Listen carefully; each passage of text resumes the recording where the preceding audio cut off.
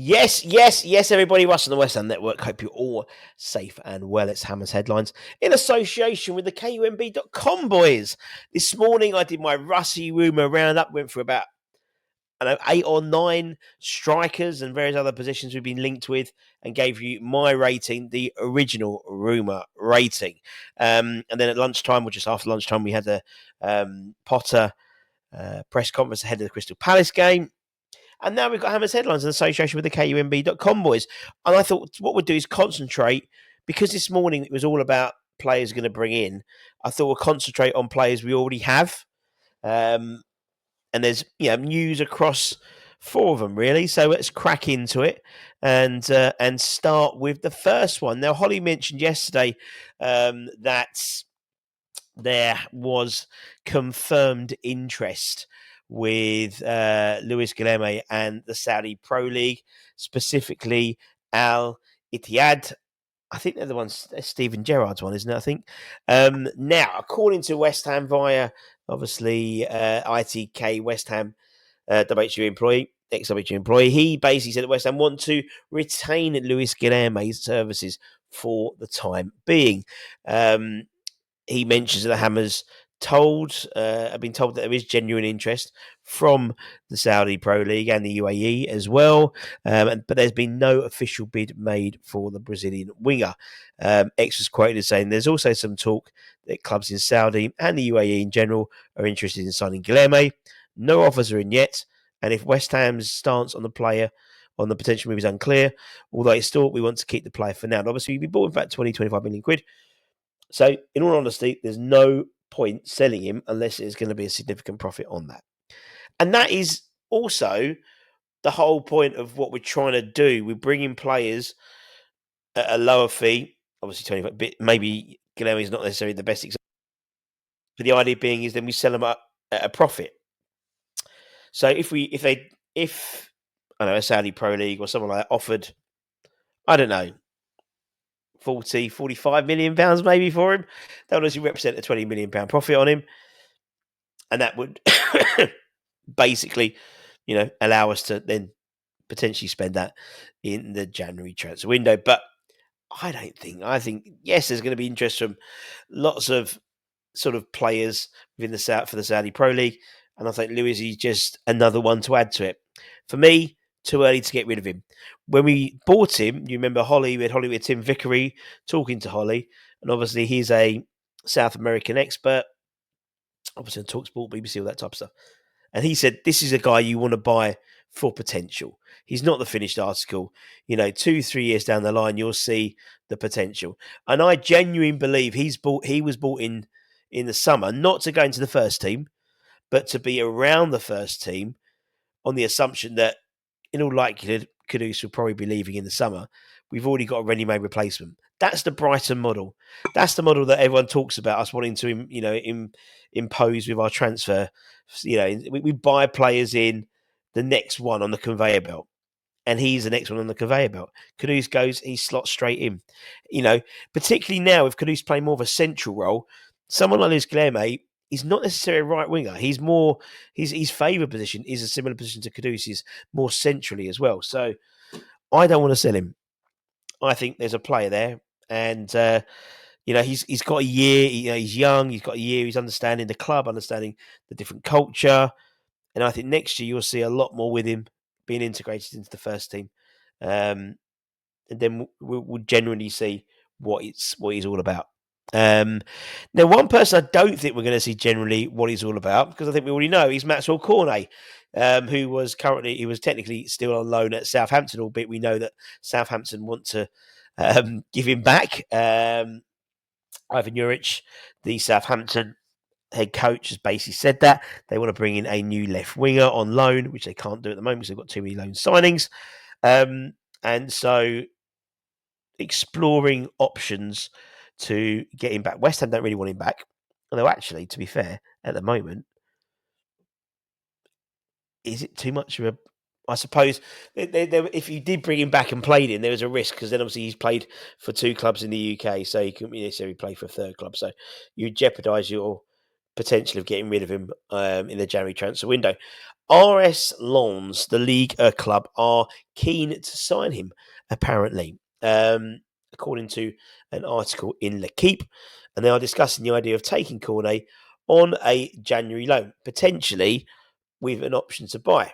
Now, what's quite interesting about this is West Ham have basically said, we'll take him back and send him out back on loan, but until that happens, Southampton will have to pay his wages and still pay his wages because that was part of the agreement. West Ham would mutually terminate the loan when that happened, the loan with Southampton, when the loan with RC Lens happens, and that would assume that they would cover these wages until that happened. And obviously then RS Lens would take on the wages. I mean, you're in between a rock and a hard place. We know, I think he's only played 4 times for Southampton. We know what since we bought him, he's another one who's just been a crock. Obviously had a good time at Burnley, but since moving to West Ham, hasn't worked out. We were all excited because we had, visions of Cornet's time at Burnley in our heads, but hasn't really worked out for him. There's been injuries as well. And I think if Lens want him, let's give him the opportunity to play first team football. Let's see what happens. But apparently, it's not going to happen unless Southampton keep paying the wages until it happens, because that's a contract.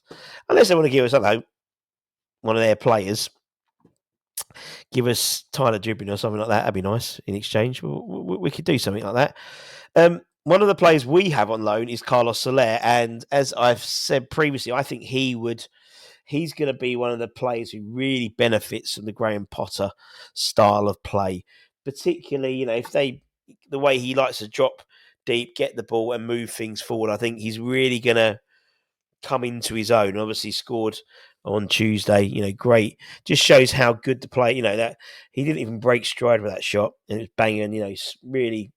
I know it was relatively open, that, but still, some of the players would have probably fluffed that, to be honest. There is going to be some interest in him in the summer, and there could be a battle for signing him. Obviously, we've signed him on a dry loan, as we call it, where there's no obligation, no option to buy. Although, sorry, that's not true. There is a fee of 20 million, but we don't necessarily get preferential treatment by loaning him now. So it's not necessarily first refusal. But according to, he did an article for Diario AS, and he's basically said, I want to keep gaining confidence, play matches and minutes. Living in a city like London is magnificent. Paris, imagine that. Valencia, I won't even mention. But I am very happy here, honestly. In the end, I came here on a loan for a year to seize the opportunity. Playing in the Premier League may sound, but it's true. It's something I've always wanted to do since I was a child, and I'm enjoying it, and I'm liking it. Beyond that, I can't tell you anything else. The likes of Valencia and Real Sociedad apparently have interest in Carlos. PSG have no interest in basically him coming back. So it could be a 3-horse race, if not more clubs in La Liga being interested in Carlos. So whether we try and negotiate something earlier, I don't know, but there's going to be a battle for Carlos in the summer. I suppose it also depends about the outcome of Paqueta's hearing in March as well, in terms of where we go with that, in terms of where's the likelihood of Paqueta still playing still playing professional football firstly. Whether that means Man City might come back in for him or he's happy here, I don't know. Would that mean Carlos would stay? There's a lot of moving pieces going to happen in the summer, that's for sure. But Potter's got this sort of 6-month, the longest fucking pre-season in the world, really. He's got this sort of pre-season, the second half of this season, to understand who he wants to keep, who he wants to get rid of, and who he wants to activate in terms of loans, in terms of their making them permanent.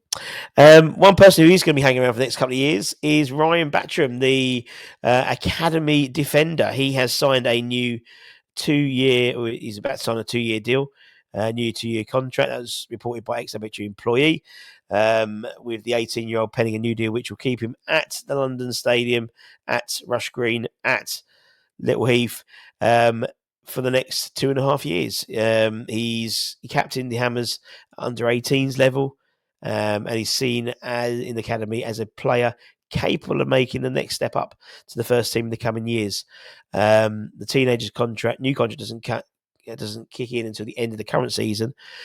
So he's got his current contract for the next 6 months, and then he's got an additional 2 years on top, which is fantastic. Comes from a big West Ham supporting family. And I'm sure Ryan will be featuring tomorrow when West Ham take on Sunderland under-21s at Rush Green.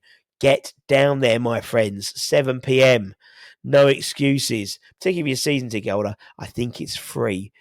And you can go and see the youth of tomorrow, who are going to be knocking on the door in the next couple of years. I don't think you see Ollie Scars playing tomorrow, because I think he'll be in the squad for Saturday for the first team. But you may see Caelan Casey there. You may see Lewis Orford, although both obviously appeared on the bench against Fulham. But they might get half an hour, 60 minutes or something like that. That's what tends to happen. So they get some minutes in their legs. You're going to see the likes of Ryan Batram, Sean Moore, Ezra Mayes. You're going to see Finn Herrick. You're going to see Josh Ajala. You're going to see Julia Robinson. So go down and check them out tomorrow, please. I'll be there on the 1s and 2s, so you can have some little tunes to bop your head to. And that's it, my friends. Thank you very much for your time, as per usual. Don't forget to check out the videos we've done earlier on today, with the press conference, with the Rusty River Roundups. And then tomorrow we'll start getting ready for the game on Saturday. We'll have match day morning outside the stadium on Saturday morning. We'll have the review show, all that type of stuff as well. So take care. Stay safe, stay warm, stay humble, stay dry, and come in your wines. Much love. Bye-bye.